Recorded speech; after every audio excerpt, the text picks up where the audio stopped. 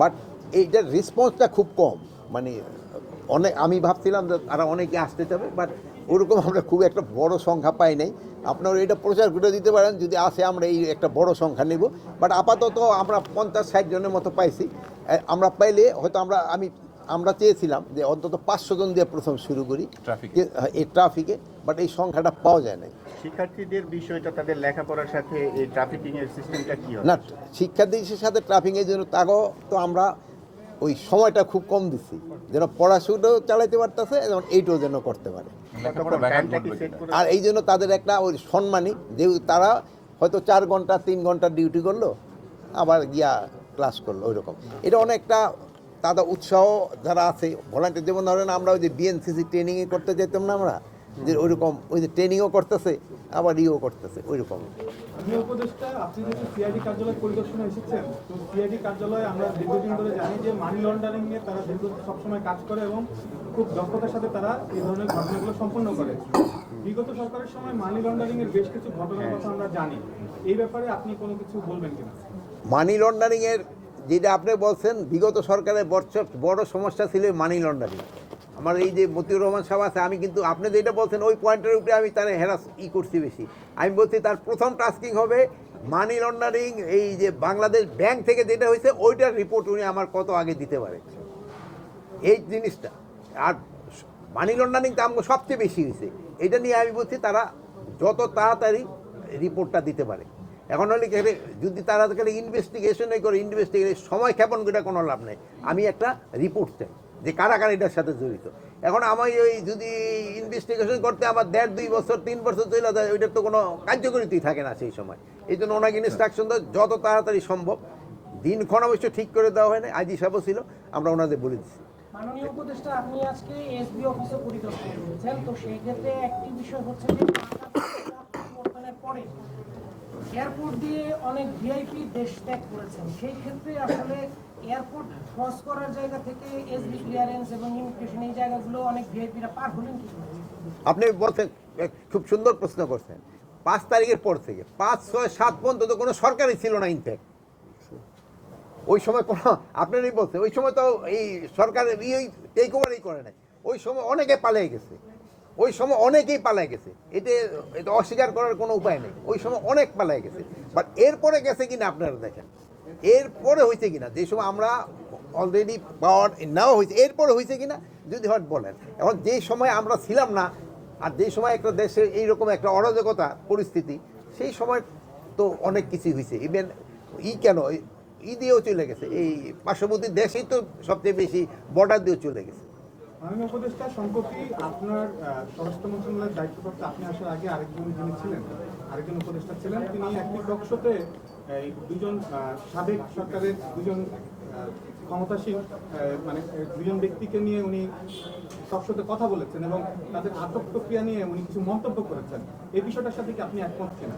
আমি স্যারের বক্তব্য নিয়ে আমি কথা তো বলতে চাই না। স্যারে আমার মানে সেনাবাহিনী চাকরি জীবনে উনি আমার অনেক সিনিয়র, উনি আমার মুরব্বী, আমি ওনার ব্যাপারে কোনো কিছু বলবো না। না, ওনার বিষয় না, আমি ওই ব্যাপারে আমি কোনো ওইটা তার যার ব্যাপার। আপনি বলছিলেন যে 5-6 আগস্ট দেশ ত্যাগের সময় কোনো সরকার ছিল না, কিন্তু আমরা এর পরেও দেখেছি যে সাবেক একজন পুলিশ কমিশনারের নিষেধাজ্ঞা ছিল, তারপরেও কিন্তু তিনি দেশ ত্যাগ করেছেন। এটা কে? এটা কে? ওনাকে ইমিগ্রেশন পুলিশ আটকে দিয়েছিল গত 27 অক্টোবর। তারপর দেশে বাইরে এটা আমি অবশ্য জানি না। না, ইমিগ্রেশন দিয়ে যায়নি স্যার। ইমিগ্রেশন দিয়ে যায়নি, যে তবু আমি এটা ইনভেস্টিগেশন করে দেখবো। যেহেতু আপনার নামটা বলছেন, আমি অবশ্যই এটা তবু আবার আপনি একটু ইনভেস্টিগেশন করে দেখেন। কি বোঝা বলেন? হত্যা মামলার আসামিও ছিলেন। আচ্ছা, ঠিক আছে, এটা আমরা ইনভেস্টিগেশন করে দেখি। সেটা হলো যে আগামীকাল বর্তমান সরকারের, আপনাদের সরকারের 5 বছর পূর্ণ হতে যাচ্ছে।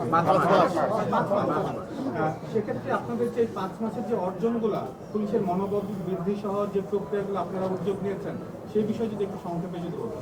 এটা তো আপনারা বলবেন 5 মাসে আমরা কি করতে পারছি, কি করতে পারি নাই। আপনারা জানেন যে 5 মাস আগে আমাদের পুলিশের অবস্থা কি ছিল, আমাদের আনসারের অবস্থা কি ছিল, আমাদের অন্যান্য এই যে কি বলে এই বিজিবি, তারপরে অন্যান্য যে ইগুলি বাহিনীগুলি, এদের অবস্থা কি ছিল, ওর থেকে কি এখন অবস্থা ভালো হয় নাই? আর কথাটা শেষ করে নেই, কি ভালো হয় না, হয়েছে কি হয় না এটা বলো। তো আগে থেকে ডেভেলপ করছে, এইটাই তো ধরা যায় না।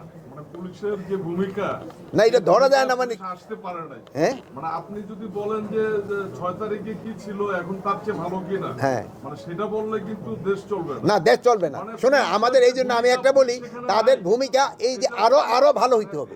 আর শোনেন, এই তাদের ভূমিকা আরো ভালো হইতে হবে, মানে আইন শৃঙ্খলা পরিস্থিতি এখন যেটা আছে এর চেয়ে আরো উন্নতি হতে হবে, এটা আমাদের আশা এবং আপনাদেরও আশা, এবং আমরা এটা যেন আরো উন্নতি হয় এই জন্য কিন্তু আমরা সবসময় চেষ্টা করে যাচ্ছি। সাধারণ মানুষ আতঙ্কে মাননীয় আছে, উপদেষ্টা, রাস্তায় বের প্রশ্নটা হলো হতে যে- পারে না। এখন হলো কি, আপনি গতকালকেও বলছিলেন যে চিন্তায় হচ্ছে, কিন্তু পুলিশও কাজ করছে। কিন্তু পুলিশ যদি ফিল্ডে থাকে তাহলে এত চিন্তায়, এত রাহাজানি, এত কিছু হইতে পারে না। পুলিশ কেন বের হচ্ছে না এখনো? না কারণটা কি? এখন ওই যে আপনি যেটা বলছেন যে পুলিশ যে বের হচ্ছে না তাও না, মানে বের হচ্ছে, তাদের কিছু কিছু লিমিটেশন রয়ে গেছে। 1 নাম্বার লিমিটেশন হলো আমরা ওই যে অনেক চেঞ্জ করছি, চেঞ্জ করার পর আপনার তারা কি ওই রাস্তাঘাট চিনতেও সময় নিচ্ছে। তারপরে তাদের আরেকটা সমস্যা হচ্ছে, তাদের ইনফরমার এইগুলো চেঞ্জ হয়ে গেছে। আমি শেষ করি, না শোনেন, এইটা শেষ করি। প্লাস এই যে ধরেন যে তাদের থাকার যে থানাগুলি যে নষ্ট হয়ে গেছে, এইগুলিও কিন্তু আমরা পুরো রিপেয়ার করতে পারিনি। তাদের এই গাড়ি ঘোড়ারও কিন্তু সমস্যা রয়ে গেছে, আপনি এইগুলিও তো একটু দেখতে হবে ভাই।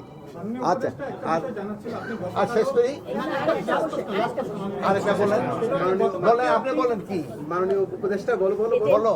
এই যে র্যাবের বিরুদ্ধে যে সংস্কার কমিশন যেটা আছে, আমরা যত জানি যে বিলুপ্তির সুপারিশ করেছে। তো আপনাদের আমার কাছে যেটা এখন বলতে আসেনি, আসলে হয়তো বলতে পারবো। আচ্ছা, ভালো থাকেন, দোয়া করেন। হ্যাঁ, নিতে যাবো সোজা উল্টা হয়ে গেছে মনে হয় সাইড দিয়ে বেরোনো যাবে। এই মতিউর